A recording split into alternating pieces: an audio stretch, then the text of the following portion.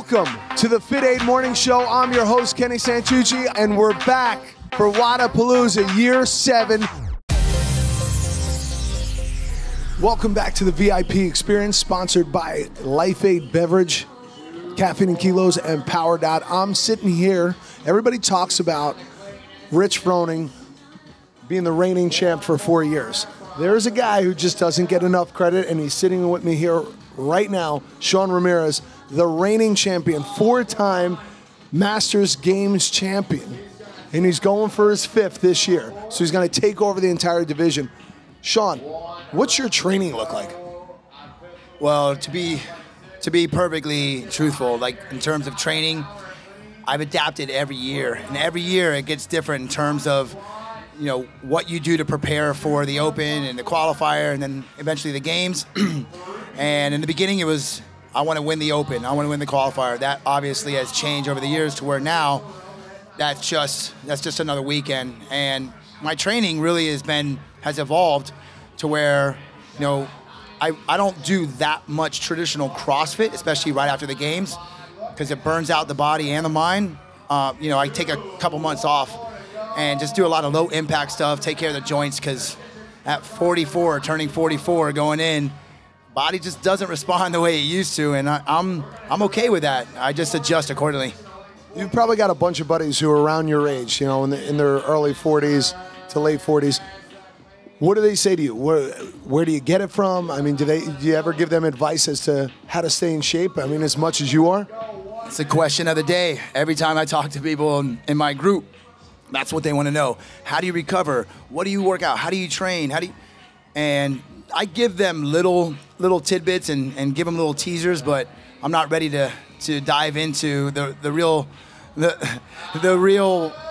kind of saving grace for me. And that's a very complex question to answer, but it is very, very, I don't want to say deep because it's a little too basic, but for me, it's more of a full year preparation that I really only focus 3 months of that into the actual games. Everything else is family, everything else is career, everything else is, I hate to use the word balance, but balance, which is almost impossible to maintain, but you have to have a good sense of that.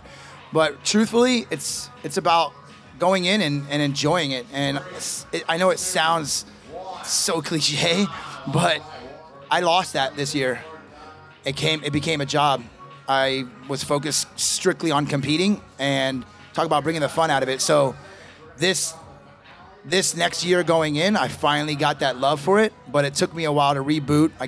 But don't be afraid of that. That's what I tell these guys. Guys, we all get burnt out, but you know, take a step back, reevaluate, go back in fresh, take some time off. Don't be afraid of time off.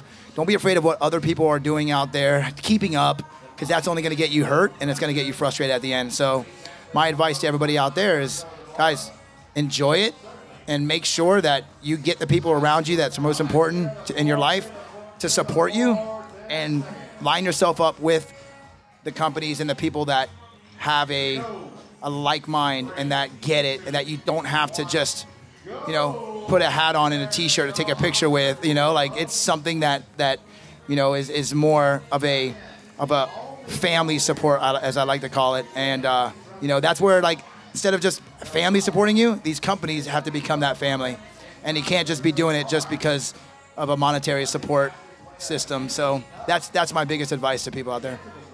So you've been around CrossFit for quite some time. You've dominated the games. You've dominated Wadapalooza. You won this multiple times.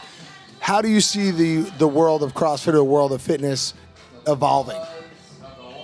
Well, I see right now, I mean, people want to just you know, not be broken, not be beat up, and I think that there is a recipe for that out there, and I'm actually practicing it every day, and that's the recipe that I've been able to kind of, like I said, adjust over the years. And in terms of where the industry is going right now, I feel that people just need to find what makes them feel better and have that lifestyle that they can sustain and be able to pick up a 5K and run it, be able to pick up an OCR race and run it, be able to pick up a a competition and throw down and be able to feel good at the end of all that. That's I think the main objective for most people out there, and I think that's where it's going. I see. I've been talking to a lot of athletes over the course of the weekend, and people a lot younger than you, 25, 35 years old, and they're talking about, oh, I'm going to retire. I'm done after this. I can't keep doing this. How the hell do you muster it up every year, year after year, and come back and want to do the same thing? And do you see yourself retiring any time from competing? Wow, that's a pretty tough question to answer. That's multi-layered, but personally, it's not in the cards for me to retire anytime soon. But I'm looking at more educating after this year, giving some of these tips that I've established over the years, and being able to help more people. That's my goal. And I'm an athletic director. I run a school on that side, and that's my biggest focus right now, is besides the whole legacy aspect, is taking that and impacting these kids and having them just be able to be inspired to live that lifestyle. And that's it right there. So what's your recommended dose as a 44-year-old man? What's your recommended dose for the course of a week? How many times you're working out, and what's that workout look like? Is it lengthy? Is it, are you doing 2-3 hour sessions, or are you putting it in once a day for an hour? So right now, if I'm working out more than an hour and a half, 2 hours, that's a lot. I don't train more than 2 hours typically. I'm doing that 5 days a week. I have one active rest and one full rest. So that active rest is a 6 day. And then what I'm doing is, as I get closer and ramping up for the Open, obviously I just start priming that engine and getting that capacity up, because that's what it all comes down to. It just depends on the time of the year. But as I get closer to the games, that's when I start incorporating a lot more of what we're going to see out there, the running, the swimming. Like, do we get tested on running at the Open or in the qualifier? No. So I don't beat my body up with that. If I do, if it's in the programming, it's on a track or on a soft surface. Like, I don't mess around with the street. You know, I'm telling you right now, like, that's the difference, is not allowing programming or these geniuses out there to run you into the ground. And they don't mean to, but they don't know your body. You got to listen to it when it whispers, and that's the trick. One of the coolest things I saw last year in the Open, they put young champion, the 18-year-old guys, up against you. And I was watching in my gym with a bunch of my guys, and they're like, well, who do you think's going to win? I go, Shawn's seasoned. He's been there. He knows how to play this game. I think this younger guy thinks he could take him, but I don't know if he's going to. And it was awesome, and you just blew past him. You know, and this is a guy half your age. You know, what are a lot of people saying to you, like, hey, listen, you're still beating the younger guys. Maybe you should go in and try to compete with the elite guys. Yeah. No, not a chance. That whole experience, I mean, I was very fortunate to have the workout that I had, and I was hurt going in there. But, you know, being able to do that was great. I was honored to even be considered to do that.